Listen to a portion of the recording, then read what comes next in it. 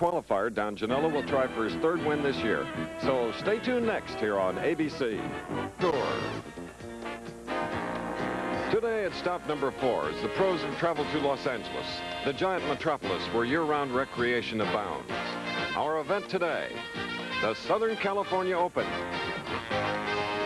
This ABC Sports exclusive is brought to you by Miller High Life, the best beer for the best time of the day. Welcome to Miller Time. And by Pennzoil Motor Oil, quality protection worth asking for.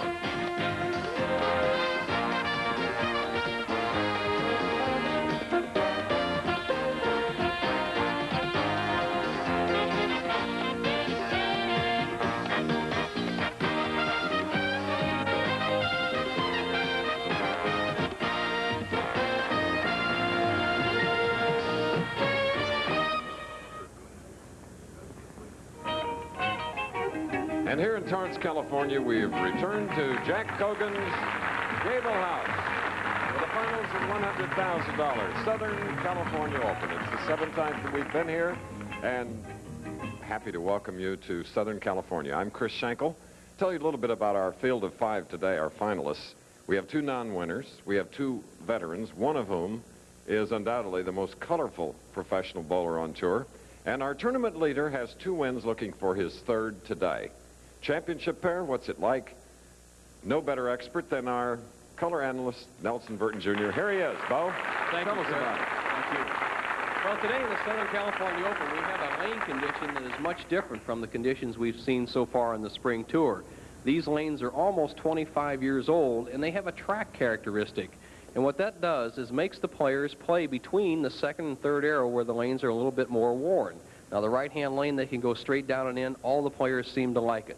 The left-hand lane is where the problem is. There's more grain in the track area. The players still must play between the 2nd and 3rd arrow, but they must belly the ball out, keep the speed up, and keep the ball from hooking off the nose. Well, what about scores today? Well, Chris, they've had an hour to practice, and they've all selected the proper equipment, hopefully. If they make good shots and can hit the left-hand lane, they can shoot some big numbers. We'll soon find out, Bo. Thank you. On. Right now, as the winner seeks the $13,000 first prize, let's meet our 5 finalists. Here they are. In our opening match today, the number 5 qualifier, Tom Robards of Carmichael, California, will be seeking his first PBA victory against the number 4 bowler. That's veteran Pete Couture of Windsor Locks, Connecticut, a winner of 4 tour titles. The winner of that game will advance to the next match to face the 4th all-time leading money winner, who has been absent from the winner's circle since 1981. Today, Marshall Holman will try for his 15th PBA victory. In the semifinal match, young Jimmy Pritz of Lawrence, Massachusetts, will try for his first trip to the winner's circle. In our final match, the tournament leader, Don Janela of North Merrick, New York, will try for his 3rd win of the season. Okay, we're ready to go now with match 1 here in Torrance, California. And it should be a good one because we have a veteran, a winner of 4 tournaments, Pete Couture. He's going against big Tom Robards, 6'1", 245 pounds.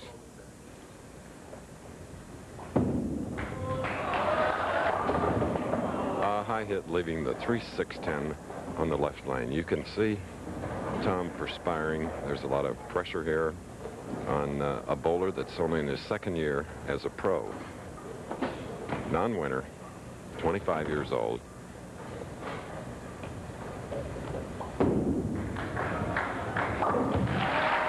Very confidently, ball covers the 3-6-10 and marks for the spare.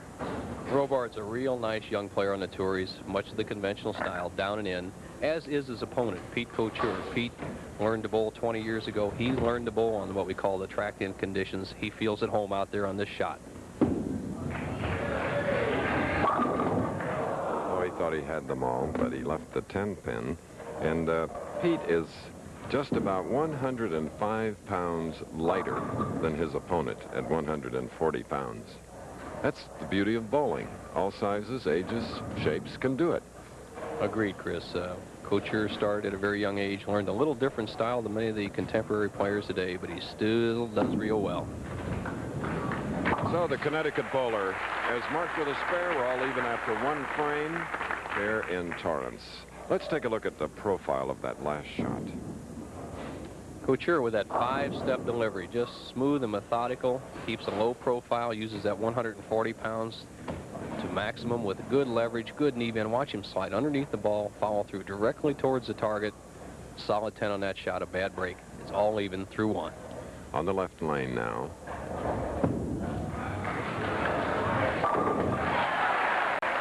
So our first strike of the afternoon here in the Southern California Open. Pete Couture now ready to shoot in the second frame. Tom Robards. Average 200 on this championship pair for the week, a 215 average.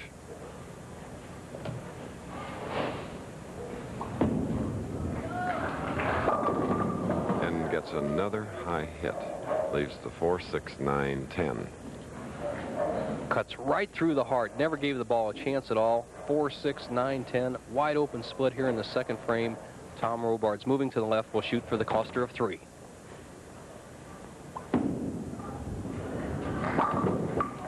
Gets those 3, but unfortunately for the non-winner and the first career championship round appearance for this 25-year-old, it is an open frame in the second. Trailing now by 15. Carmichael, California is its home. That's near Sacramento. Chris and 2 great Sacramento players told me watch out for this young man. Palmer Falgren and Steve Cook said Tom Robards is a man that will be good out here on the tour. And he gets another high hit, leaving the 3, 6. It's just lack of experience. You must trust the ball to the right. You can't throw it straight at the 1-3 pocket and just hope it'll slide back if you have any turn at all on the ball. Tom needs to get these first 3 frames under his belt. I think he'll loosen up when he gets a little break.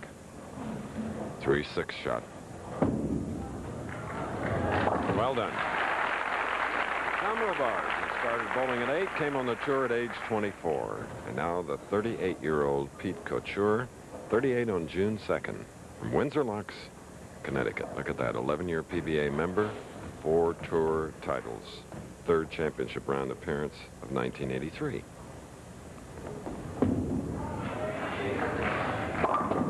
Crossing over in the 3-10 on the right lane.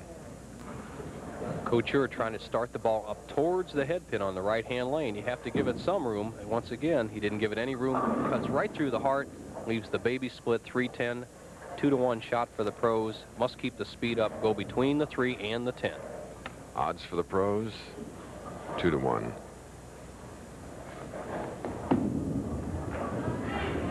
Look at that. That's why he is one of the most consistent bowlers on tour. He already this year has won 39,000 with no victories. Pete Couture, one of the most accurate bowlers on the tour, Chris. On this particular shot, you'll see push the ball a little bit the way to the right. He wrapped it back in a slightly bent elbow, a little bit like Earl Anthony, then just a conventional release at the bottom, a nice lift and turn. The man with the soft shot.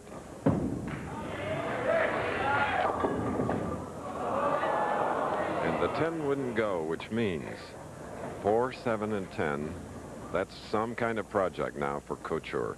Couture must keep his speed up. We said at the top of the championship round that the left-hand lane is the key. Keep the speed up, keep the ball firm. He cuts right through the heart, 4, 7, 10. He'll go for it. Try to slide the 4 over into the 10. The ball will take out the 7.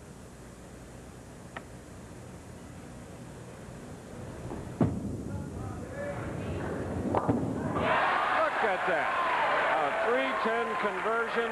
Now a 4-7-10. One of the great performances on live television. Nelson, you and Mike Durbin, Mike, our scorekeeper today, have to love that. Great shot, Chris. He's in the match and he's ahead. We're doing what we'll. Knockout punch of the 4-7-10 a few moments ago. Pete Couture, watch it. Chris, he made a great shot. He played it from the right side over the 3rd arrow. And watch how the ball just nicks the 4-pin, one of the toughest shots in the game of bowling. He needs this to stay ahead in the match. Look at this shot. Nicks the 4, barely over, drives out the 10. He's the leader. And in the 3rd frame, just prior to that, he converted a 3-10. Now, the non-winner, Tom Robards, trailing by 12, has a spare working, shooting in the 4th frame. And again, it's a high hit. Every stroke today has been up high, unfortunately leaving the 3, 9, 10 for this big young professional. 3, 9, 10 odds, 9 the sleeper, 5 to 2 for the pros.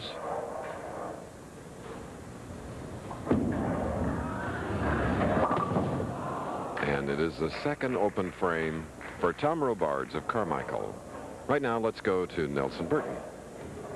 Thank you, Chris. With me, Marshall Holman. Marshall, Thursday morning, I was walking out of the hotel. I saw you loading your van, heading for the North Country. What happened? Well, Bo, I didn't bowl very well the first day and didn't think I had much of a chance of making top 24, so my girlfriend Terry and I loaded up the van. If we made it, we'd move back in. If not, we could have got home that night. And we made it. We had to pack the van back into the room, and real happy to be here right now. Chris, he was tied for 3rd and 4th, won a roll-off against Couture. He'll be in the next match.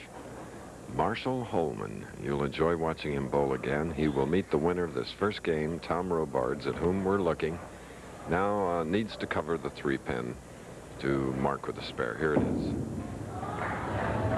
And he does. Robards of Carmichael, California. And now Pete Couture, who averaged 252 for the last 4 games last night to move from 16th place into a tie for 3rd, then in a 1-game roll-off. As Bo said, he lost to Marshall Holman 235 and 190. But in qualifying 4th, he is here in this first match, and he has left the 1-2. Pete Couture sliding by the head pin. Remember what we said about the championship round. As you see the ball out there on the left side of the screen, it's going right by the head pin, and he's going to leave the 1-2. You have to keep the ball between the 2nd and 3rd arrow or that track worn area. He went wide of the 2nd arrow, no bite, slid by the head pin, easy spare. 7 ABC cameras covering the live action here in Southern California. Couture leading by 24 pins. You see he'll be shooting in the 6th frame and with the spare up. What Holman. makes the track area, Chris, playable is that the house is older, about 25 years old, and all the amateurs play between the 2nd and 3rd arrow, and as the house gets older and older, there's nothing wrong with the lanes. It just makes the shot more precise in that area. Okay. Very slow speed on that shot, leaving the 6-10. Must keep the speed up. We said that there's more green in the left-hand lane. Keep the speed up. Couture, he really had a traumatic experience in Baltimore where he missed the head pin on the left a couple of times. I think he's a little tentative out there, Chris, afraid of that, and his subconscious mind is making him keep the ball to right but not trusting it. And it's the marginal thoughts, Nelson, that get us all in trouble. Now, Robards, you can see the difference in size. This is a big, round, young pro who owns a pro shop in Rancho Cordova, which is outside of Carmichael, California.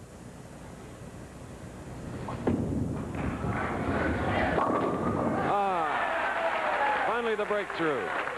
Coming in the 6th frame of this first game, the initial strike for Robards. Pete Couture has had a couple of opportunities to put Tom Robards away, and yet he's only trailing by 22 pins. If he strikes here, he'll cut Couture's lead down to 12. And Chris, if you get down to the 10th frame, this young Robards really knows how to do it. Uses all of the approach.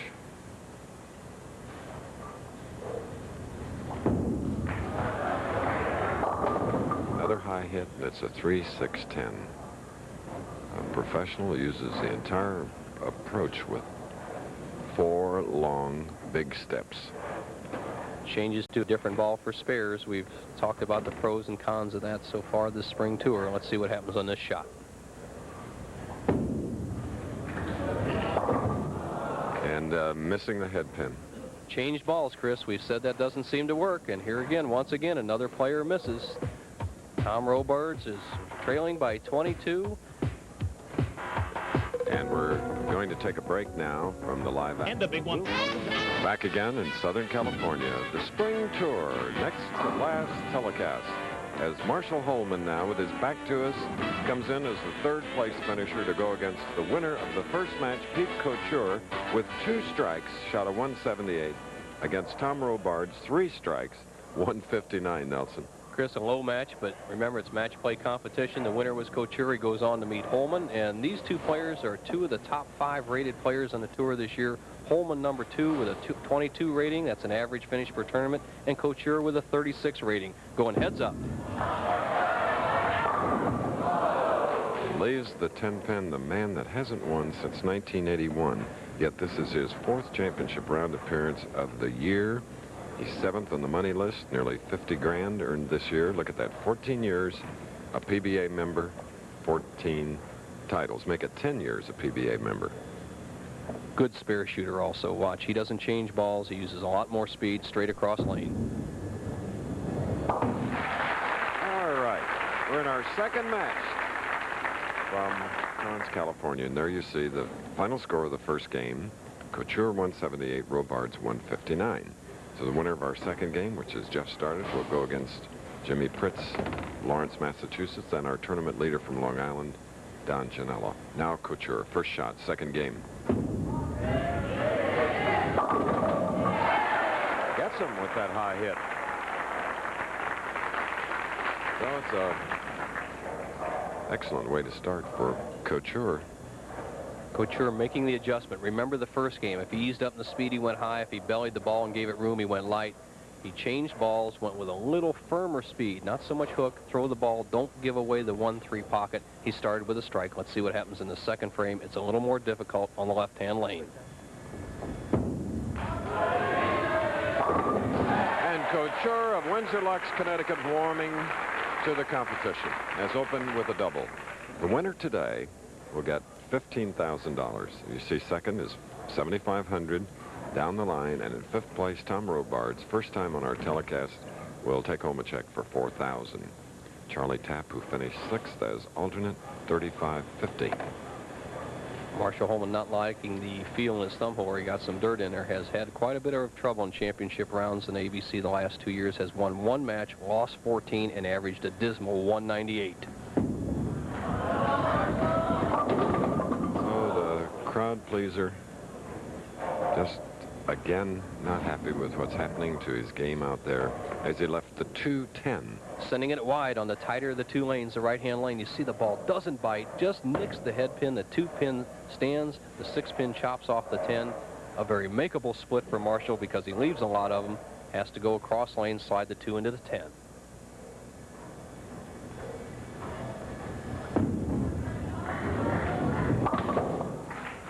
Nope. So there is an open frame for Marshall Holman, who since 1981 has been plagued in the final competition. Great bowler, 5'9", 140 pounds, from Jacksonville, Oregon. 28 years old.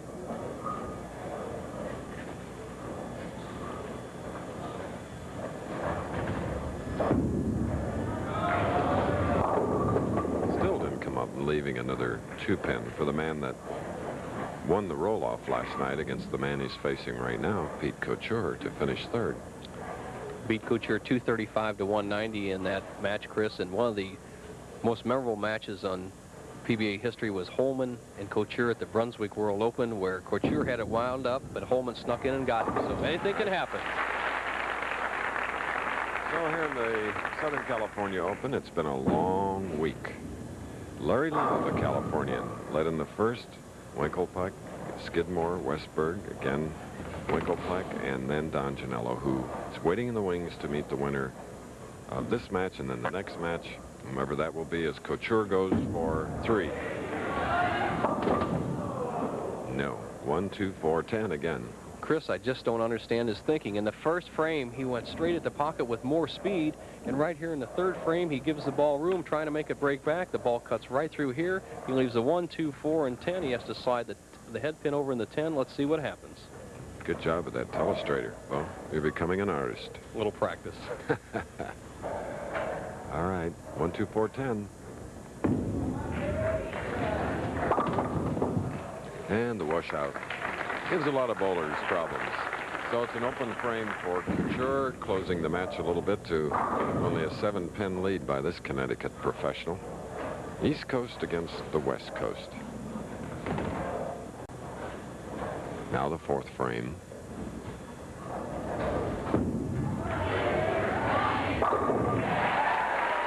So he has 3 strikes and 4 frames. Pete Couture putting the pressure on Marshall Holman. We're in the second game of the Southern California Open. More action continuing following this. Marshall Holman against Pete Couture in the second game.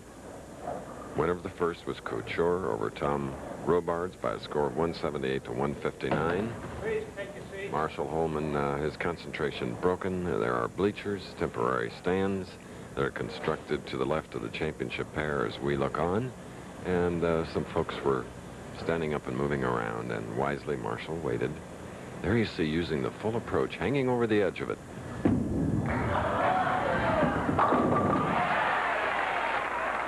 He liked that. And it's his first strike, and coming in the fourth frame of his first game today. Just an excellent shot by Holman. Sends the ball wide, drives the 6 into the 10. And right now he has a chance to take the lead. He was trailing by as many as 23 pins in 2 frames. Now he can take the lead with a double here in the 5th. And he asked for a re-rack on the left lane, which of course he is getting. Marshall Holman in his 10-year career has made 57 appearances on the championship round. This is his 58th. Has earned over $620,000. Fourth. Running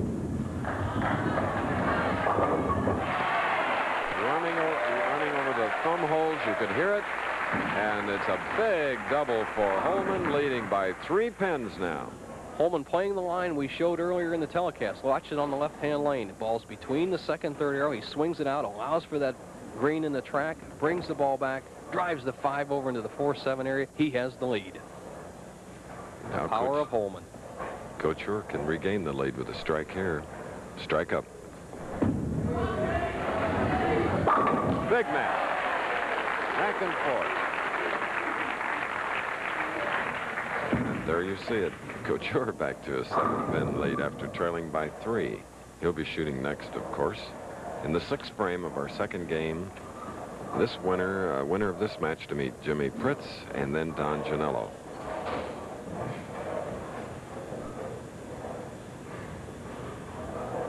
Couture fingertip grip can extend his lead to 17.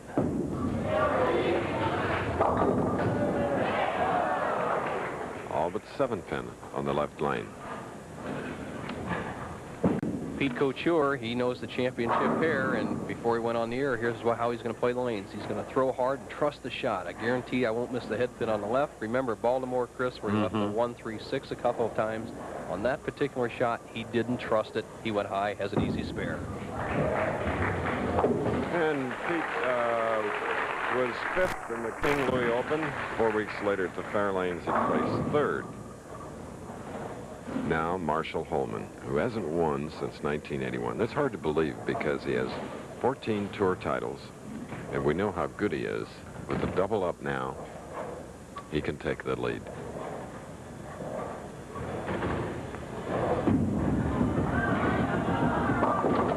Didn't come up. It's a 1-2-4-10 for Marshall. You hear that ball rumbling by the head pin, rolling over the thumb hole, as you said, Chris.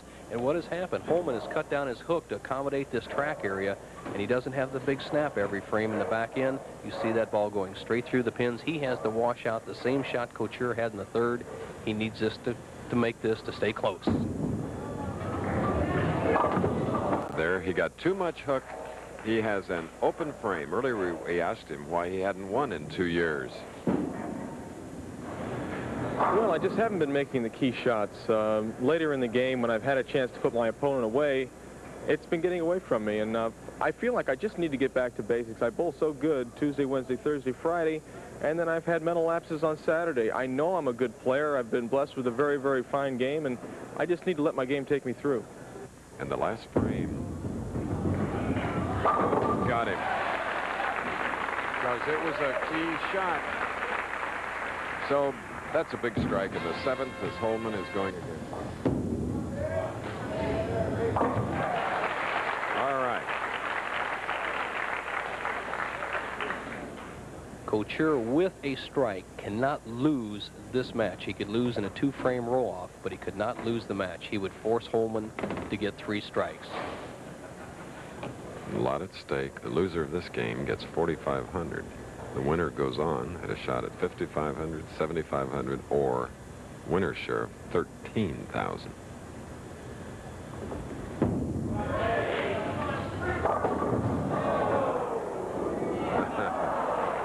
Well, the 7-10.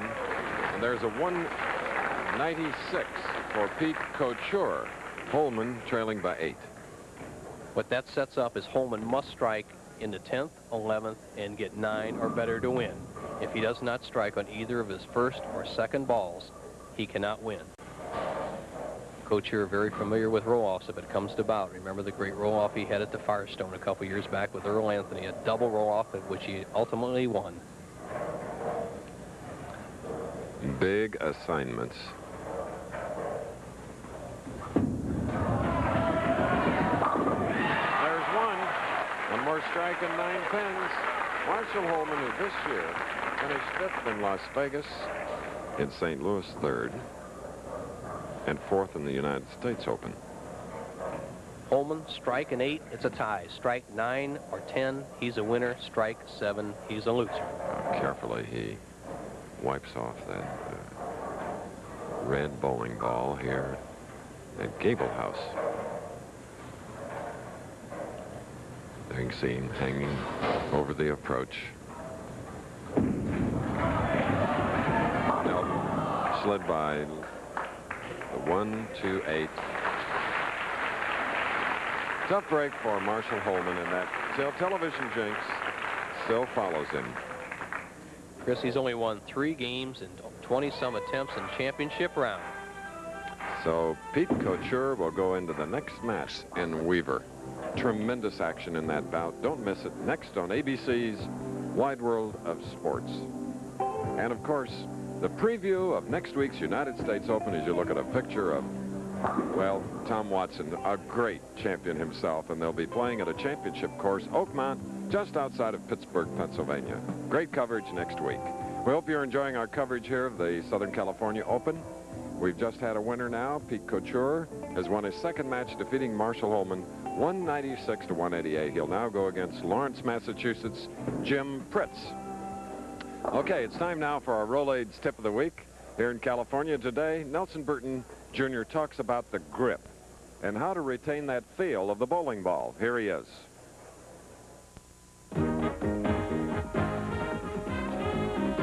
The Professional Bowler's Tip of the Week is brought to you by Rolaids. A bowling ball must feel good to roll it with consistency and accuracy. Did you ever have one of those nights when everything was going great, then all of a sudden, through the middle of the league, everything falls apart, you lose the feel of the ball, and your scores go right down the drain? Well, today's bowling tip of the week will show you the various methods the pros use to keep that good feel and consistency in your bowling ball. Number 1, I recommend that the ball should be drilled when your hand is the largest, usually in the morning, and a little extra to accommodate what the pros normally use, such as a cork gripper to put in the front side of the ball. Right there, just below the lip of the ball. If that doesn't accommodate most of the thumb hole and make it feel nice and tight, most of the pros will use some tape, such as this black tape or even this white tape. Whichever you prefer will work just as well. But what you must do is put it in the back side of the thumb hole in order to accommodate that hole and make it tight enough. And this will often happen halfway through league. Your hand goes down, and all of a sudden, the hole doesn't feel just right. And the last thing that the pros use is a little dry rosin to keep the perspiration off your hand. Remember the old bowling adage, hold a bowling ball like you would hold a bird. Don't squeeze it so tight as to kill it, but don't hold it so loose so it'll fly away. Hey, Tommy Lasorda. Area the Professional Bowlers Spring Tour continues. We move into the semifinal game, and Pete Couture on the left, who has won the first 2 matches, goes against the non-winner from Lawrence, Massachusetts, 24-year-old Jimmy Pritz Jr., his 2nd career appearance on our telecast this year. He gets them all. 190-pounder on that 5'8" frame. So he can rest a moment now, while Couture, who won the last game, 196 to 188. Question still to be answered, will anybody bowl a 200-plus game today, as the field has had 8 open frames and a dismal 180 average after 2 matches?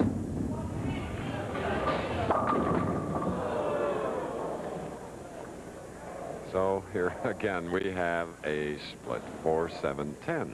Not much to this. He hits right between the 1, 2, 3, drives the head pin straight back. The ball cuts through.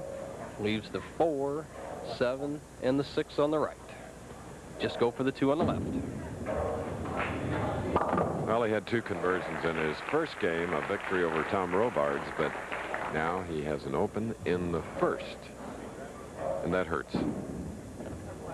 Winner of the semifinal game will go against the tournament leader, Don Janello, one of the hottest bowlers on tour with 2 wins this year. Couture and Jimmy Pritz, who is his opponent right now, are roommates and best of friends, but it all goes by the wayside when you're bowling for the big money. So it's an all New England match. Connecticut's Couture, Massachusetts' Jimmy Pritz. And here's Jimmy with that strike up in the first frame. He'll be shooting in the second. Remember, in his second year of the PBA, looking for that first win. Really a likable young man.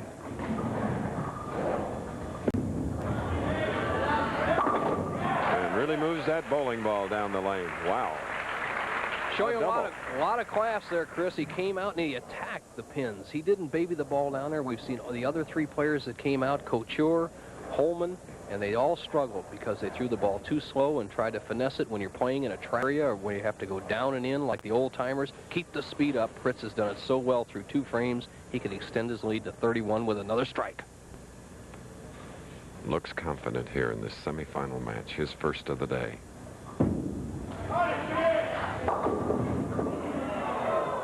Left the 4-7. But his speed kept him out of trouble. A soft shot would have cut right through and left the 4-6-7 like Couture left in the first frame. Pritz avoids that, has a very easy spirit, the 4-7. There you see his averages for the week, the year, and on this championship pair. Now cross lane, 4-7. Good shot of that stroke. Ooh, okay. Now Pete Couture will shoot next. And Nelson, great event in Connecticut today. Our co-producer of the Winter Tour, Peter Lasser, took as his bride today Cindy Budenhagen, our Vice President Dennis Lewin's former assistant. So 2 great folks at ABC have become one. We wish them a lot of happiness in life together. Really a nice guy. Congratulations. Cindy's even nicer. Okay. Delightful Couture. couple. Right. And Couture again faced with this leave of a 1-2-8. There's many theories in the game of bowling that you don't need a lot of physical strength to make a good shot. But right here, Couture sliding right by the head pin could use a little physical strength. He only weighs 140 pounds. What he needs to do is muscle the ball right into the 1-3. Forget trusting it. Drive it right to the hole with speed. He had some anxious moments at the line. He didn't think he was going to get all 3, but he did. Methodical footwork, 5-step delivery of Pete Couture. Push away on the second step. Nice, smooth, precision steps. Good knee bend, good slide, straight through the foul line. Unfortunately, he's standing too far left. The ball slid by the head pin on that shot. He left the 1-2-8. Trails by 19. Couture's 3rd game today.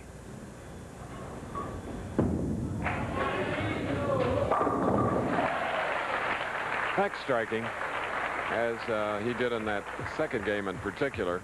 First game he only had 2. Now he has 2 through 4 frames in the semifinal. There will be more action from Southern California after this.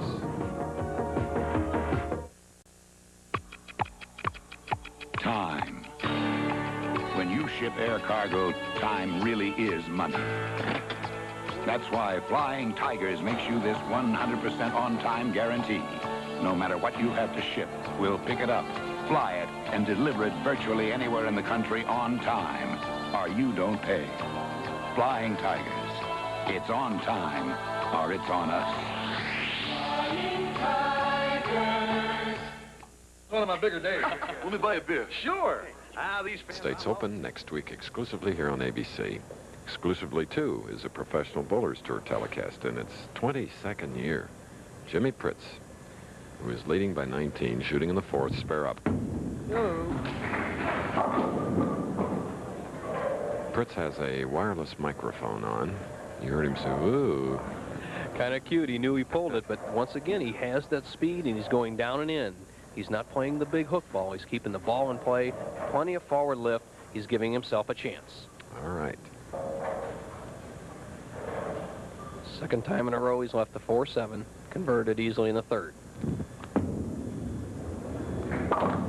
Just a couple of ago, Jimmy finished 4th in the Houston Open. Let's take a look at his profile. Jimmy Pritt's 5-step delivery. Chunky type guy, stays nice and low to the lane, has a lot of power in that arm swing, and gets down very well at the line, nice and relaxed. Look at how he pulls that left shoulder back, the right shoulder through. A little short in the follow-through. I'd like to see him get a little more extension, but he's a good young player. Father of 2.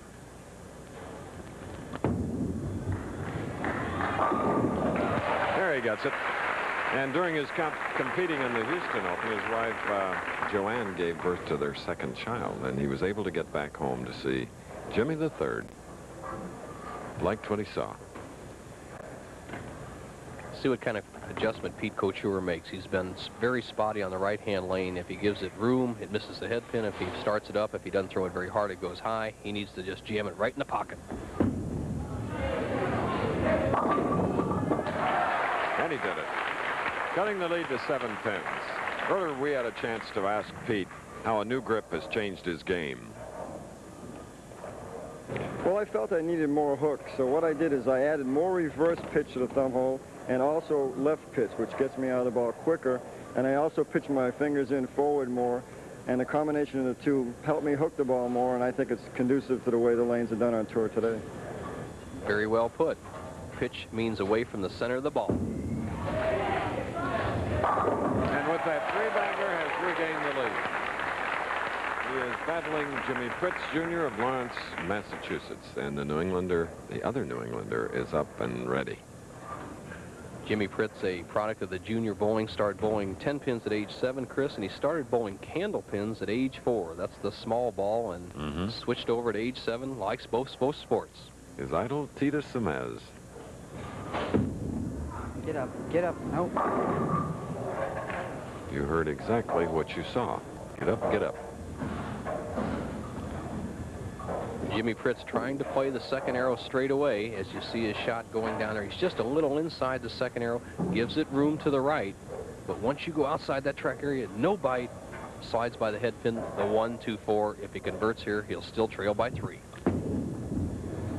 A lot of speed, this 190-pounder, Jimmy Pritz. Close match. The winner of the game will meet the tournament leader, Don Gianello.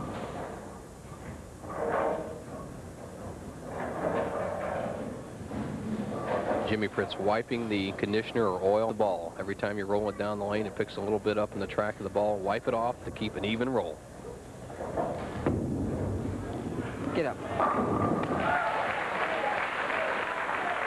One time it answered his wish. So, a big strike coming in the 7th frame for Jimmy Pritz. Only 3 pins separating these two pros in the semifinal match. We'll be back. Do-it-yourselfers, get dirty. Get gritty, grimy, greasy, slimy, dirty, dusty, dungy, grungy. Get dirty. We'll lava you clean. Lava with pumice digs in, powers out tough dirt. Cleaner, faster, better than any leading bar soap. So get messy, musty, gloppy, sloppy, filthy, nasty, ugly, dirty. Get dirty. We'll lava you clean. Get dirty. Rub it, rub it. We'll lava you clean. Get dirty. Rub it, rub it. The company that has sparked more engines than any other company in the world now has guaranteed performance for your import. Copper Plus, designed to improve the performance of just about every imported car sold in America. Copper Plus, guaranteed. Next week, we will not cover the San Jose tournament because 3rd round live exclusive coverage of the United States Open, Oakmont, Pennsylvania. In 2 weeks, Seattle. Always love to go back to that city. Good place, Leilani Lanes, and we'll be at Futurama Lanes in San Jose the off week for the pro bowlers. Couture had a double working as he was shooting in the 7th frame. Couture familiar with this leave. It bounces the ball a little bit on the front part of the lane. It slides by the pin. He's left another washout, the 1-2-10 this time. If he converts it, he will be all tied. See that ball just sliding by the head pin. He's familiar with this shot, the 4th attempt today.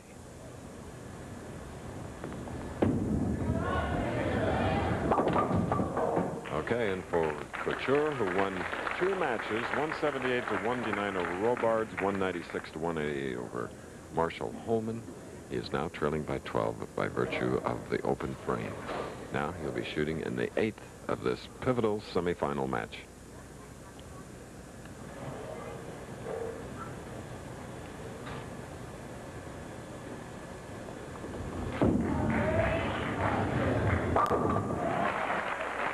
Strike in the 8th frame. Those of you wondering about Earl Anthony, he did not bowl this week because of motorhome mechanical problems in Kansas City. He'll be back. Fritz leading 12. Strike working, can take a 22-pin lead with a double. Come on, for the baby. Ooh, was that a solid strike? The young man whom we asked what he had learned in his first final round appearance 2 weeks ago in Houston. Well, in Houston, I was so intent in winning the first match that after I did win the first match, I relaxed too much and started forcing the ball. And today I intend to keep my concentration up and try to make good shots. That soft New England accent. Right. Hard hit, but a 4-pin on the left lane. Put a pretty nice stroke on that shot there in the 9th. Went a little high because the characteristic of that lane hooks more, but he left himself an easy spare. Fritz has stayed around the pocket almost every frame. He had a 4-7 in the 3rd, a 4-7 in the 4th, went wide in the 6th, but then again he was just a bit high here in the 9th. With a conversion here, he'll have a 21-pin lead. Confident, methodical, 24-year-old Jimmy Fritz. Now, experienced 38-year-old Pete Couture with a strike-up shooting in the 9th frame, trailing by 21. Critical shot for Couture. He has been all over on this right hand, just getting 1 strike and having 2 opens.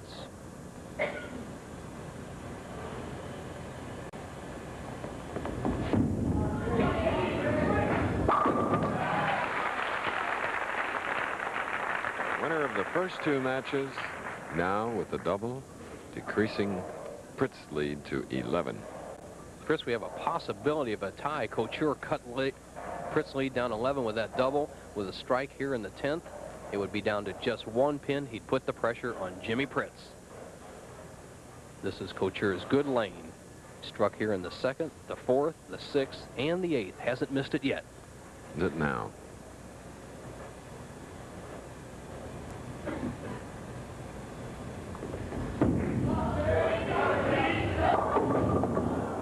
Didn't get it. 6-10. A little discouraged, but the match is not over. Couture with a conversion of the 6-10 and a strike would have a 2-0-2. Ball cuts right through the heart. He breaks down all the left side, ends up with a fairly easy spare, the 6-10. Conversion would give him 2-0-2, force Fritz to get a good mark.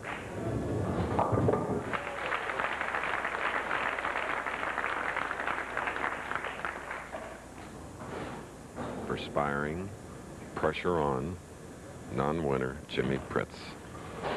The count ball, very important for Couture as he looks to the left to check out score. If he can strike, he would force Couture, Jimmy Fritz, to get a good count on his first ball and a mark.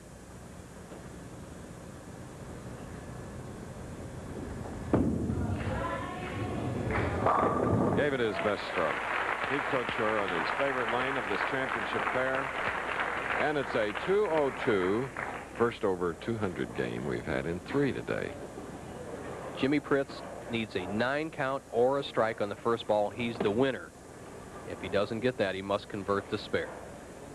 9 or strike, he goes on the championship round against Janello. Anything less, he'll the.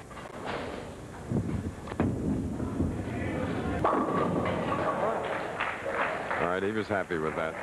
He is the winner of this semifinal game, and that means for the first time he goes into the final match on live television, hoping for the $13,000 first prize, but his opponent will be 2-time winner Don Janello. We'll be back after this. Sure, I'd like to get rid of some of this gray, but I don't want a solid dye job and look ridiculous. Herd Grecian really does the job. I'll give it a try. Looks like water. Not much change, but I think the gray's going. Slowly, gradually, and no one's noticing. Now that's the way I used to look, even like the gray I left on the sides. Wife says I look great. Boss asks if I lost weight. Why did I wait so long? Grecian Formula 16, liquid and cream.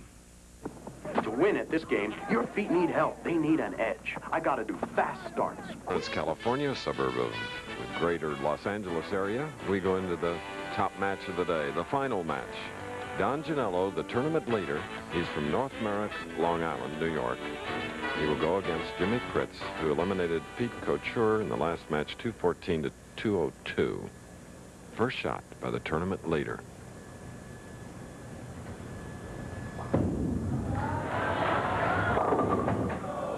And is faced with a 2, 4, 5, 8. Janello just ground the field down. We had a 42-game format this week. Janello steady all the way through the tournament and really had a lot of trouble with the championship here. He averaged under 200 on this pair. Of course, that would win most of the matches today, but he said a bit skeptical coming out there today.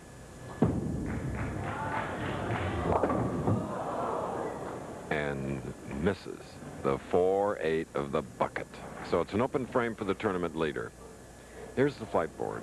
Pete Couture, as you saw, won the first two matches, 178, 159, 198. But Jimmy Pritz of Lawrence, Massachusetts, with 6 strikes, defeated him 214 to 202. Now Jimmy with his first shot in the final match. Come on, baby. Beautiful.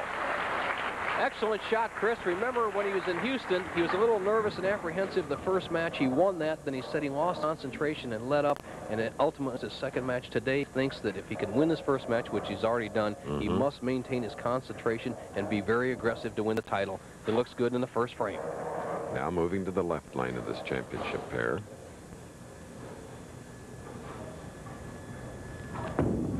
Get up, get up, get up. Yes! The perfect man to put a wireless microphone on. You get exactly how he feels inside. Now Don Janello. Very quiet, methodical, picture book finish. It's almost a pose on that follow-through.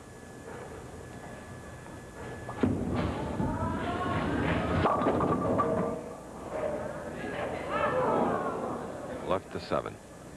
Don Janello has done very well in the bowling centers, Chris, that are the older type centers. He won the King Louis Open, which is a little older center. He did very well in Long Island, and he's doing very well here. As you see his profile, 5-step delivery, very methodical, and almost statuesque as he hits the foul line.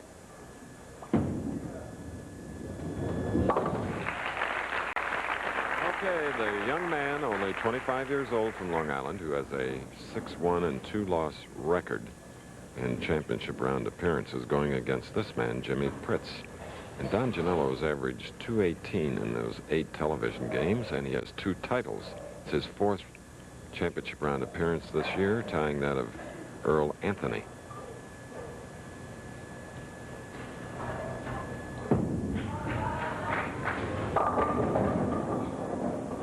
Don seems a little rushed today. Apprehensive, Chris. He doesn't know where to play the lanes. It's like lining up a putt and sure you're not going to knock it into the hole. Right. He throws the ball, look at, apparently in a good area. That's where we talked about. That's where the scores have come from. Yet Janello's ball wanders high, and he knows if he gives it room, he's going to miss the head pin on the right. Carefully, he covered the 3-6. His final match, 13,000 to the winner, 7,500 to the man that loses this one game head-to-head. 2 weeks from today, the Seattle Open. Next week, no Professional Bowlers Tour telecast because of exclusive live coverage. Next Saturday, the 3rd round of the United States Open. 275 will be a winning score there, Chris. Nope. Okay. 275. All right, Nelson, I'll remember that. Be a winning score here also. Jimmy Pritz with a chance to really put Janello in trouble. Slides by the head pin, leaves the 1-2-4-8. Must make sure to cover over on the 1-2 and drive the 2-pin back into the 8.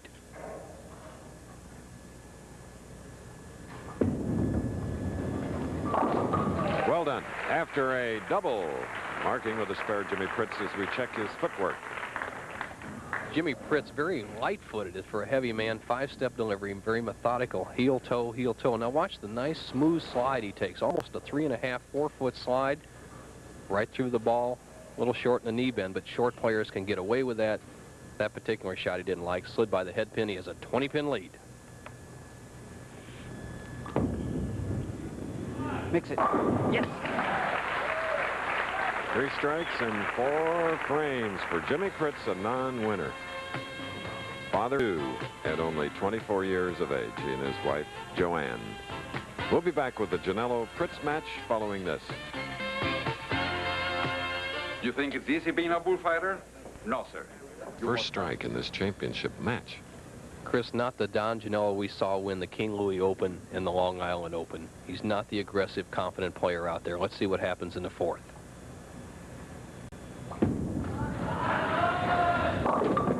There again. The 8 went out, leaving the 2, 4, 5. And the furrows in the brow are just a little bit deeper than they were in Kansas City or in Long Island. Ball slides by, leaves a 2, 4, 5. Head pin to the sideboard, knocks out the 7-pin and the 8-pin. The 2, 4, 5 remaining got it guarded against the chop.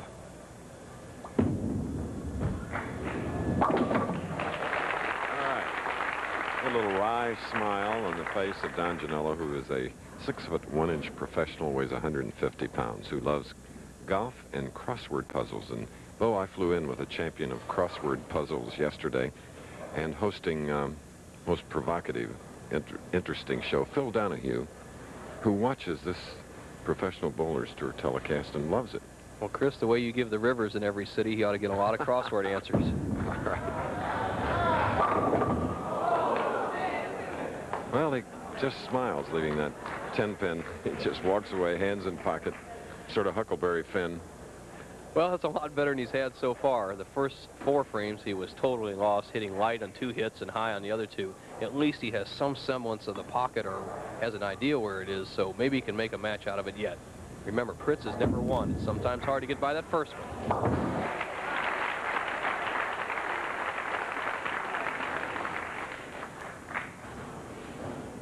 All right, Jimmy Pritz. Superstitions, being repetitious. If I have a string going, I'll sit in the same seat, etc. That's almost not a superstition. That's a good performance habit. You have a pre-shot habit, and you should stick with it under all conditions. Not a bad idea. Come on, baby. Oh, whoa, whoa, whoa. Talk to those pins.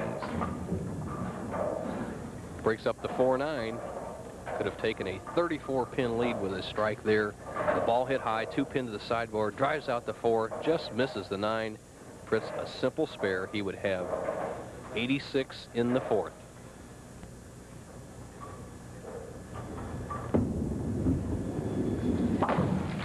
That lonely pin. And it's a spare for Jimmy Pritz, who got into the final match with a 214-202 win over Pete Couture, who had won the first 2 games in our live telecast. You know, point of interest, Jimmy Pritz learned to bowl candle pins with a small ball, Chris, and unfortunately the big pins won't pick up the big pin setters won't pick up a small ball, but it makes a very straight arm swing for a young player. These big balls, even if they're light, sometimes put a loop in a young player's swing. Yes. Now he's fired up. Jimmy Pritz. He knows that there's a big check, a trophy, but more important, if he can win, Pritz, as he faces Janela, at whom we're looking, there would be a spot in the 1984 Firestone Tournament of Champions. Don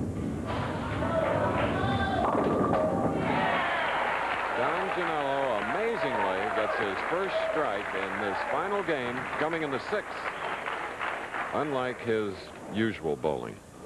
Shows a little relief by getting the wall shot there in the 6th frame, but 24 pins is not much for a good clutch bowler like Janela. Remember how he doubled in the 9th and 10th, 2 games at the King Louis to take the title. With a strike here in the 7th, he would only be trailing by 14.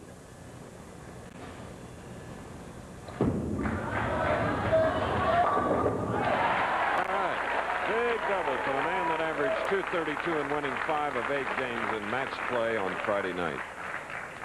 Tournament leader with the double now, putting some pressure on the non-winner, Jimmy Pritz, with a strike up in the 6th, now shooting in the 7th.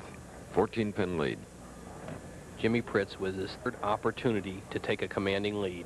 In the 3rd, he could have taken a 30-plus lead. In the 5th frame, he could have extended to 34 pins. Here in the 7th frame, he again has a chance to extend his lead to 24.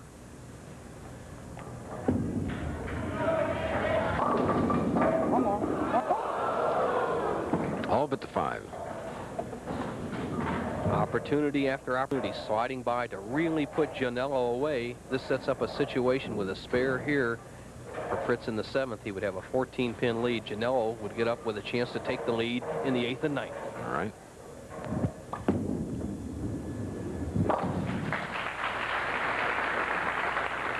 We're at a bowling establishment called Gable House in Torrance, California, owned by Jack Cogan, who has a fine set of sons, one being Kevin Cogan, the Indianapolis 500 racer.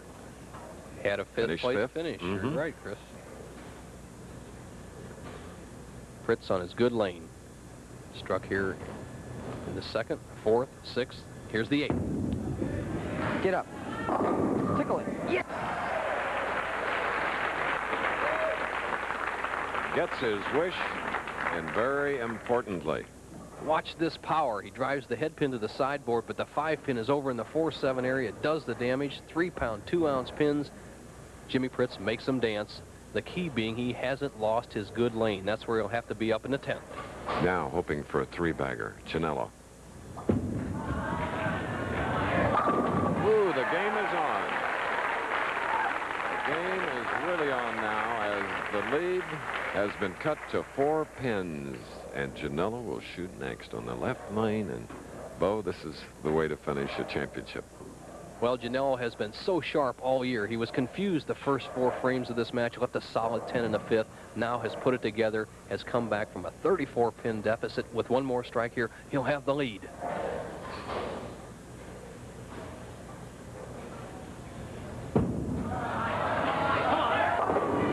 And gets it.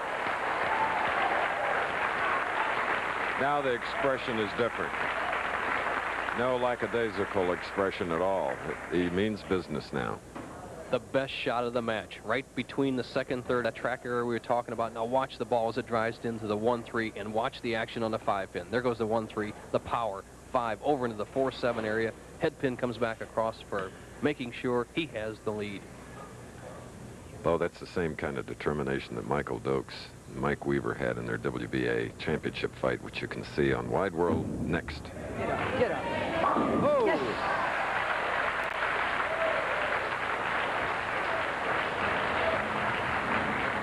Wham bang. Seesawing back and forth, Jimmy Pritz puts it together under pressure. Not even close in the 3rd, off in the 5th, off in the 7th frame. Here in the 9th, under the pressure, he takes the lead. Chris down to who can perform in the 10th. Both players have strikes working, only a 4-pin difference. The new Papa, not eligible for the Firestone Tournament of Champions, has never been in the winner's circle. Let's see how he performs. Took that deep breath. Left lane. Get up. Get up. Mix it.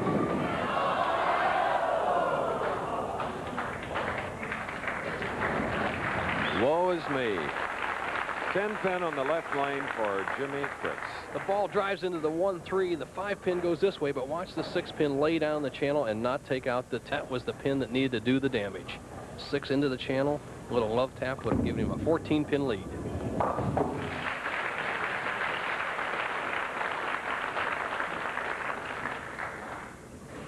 The situation for Jimmy Pritz is this. He needs 7, 8, 9, or a strike. Force Janello to throw 1 strike. It's going to be down to the last ball. Okay. Pritz will get 7 or better on this shot. Janello will need 1 strike. He's collecting his thoughts.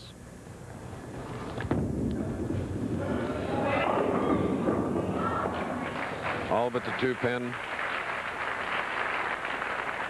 And it's another 214 for Jim Pritz.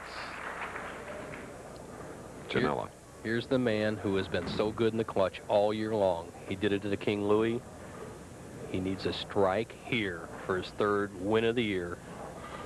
throw his hat in the ring for Bowler of the Year voting. A big shot. A major in computer science at Robert Morris College in Pittsburgh. Woo! 5 in a row. Chris, they may not beat him all year. He looks so good. I have never seen a ball rolled so coolly under pressure. And looks over at the scoreboard. You know that with a major in computer science, he knew the score. That strike gave him the victory. He just has to keep it on the lane. Mr. Cool under the pressure.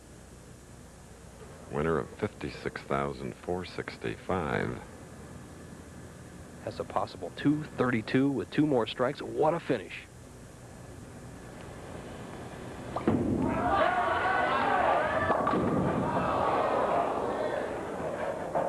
He can't believe that, but it doesn't matter because Don Gianello of North Merrick, Long Island, New York, has won his 3rd of the year, but oh so close.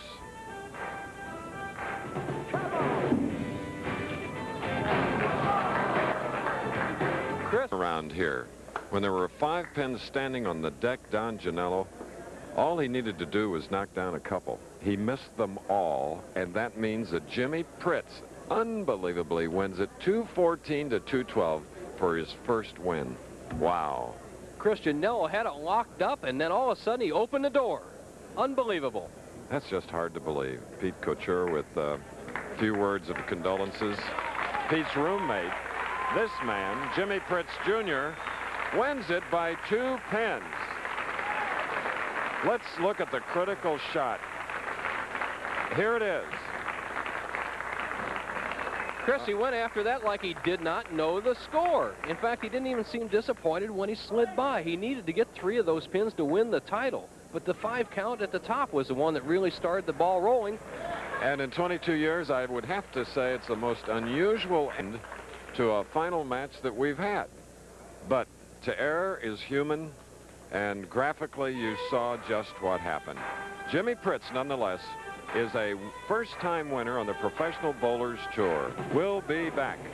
I believe he won with a 214 to Don Gianello's 212.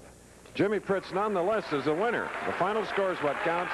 Mickey Kogan will be giving him the check of $13,000 along with a trophy here at a dramatic ending to the Southern California Open. Once again, the winner of the $100,000 Southern California Open is Jimmy Pritz, 214 to Don Gianello's 212. Stay tuned next over most of these stations for ABC's Wide World of Sports, featuring the WBA World Heavyweight Championship between Michael Dokes and Mike Weaver. Also, a preview of the world's most prestigious golf championship, the United States Open. That's next on ABC. Travel arrangements made through and a promotional fee paid by United Airlines. United flies to Tokyo for more.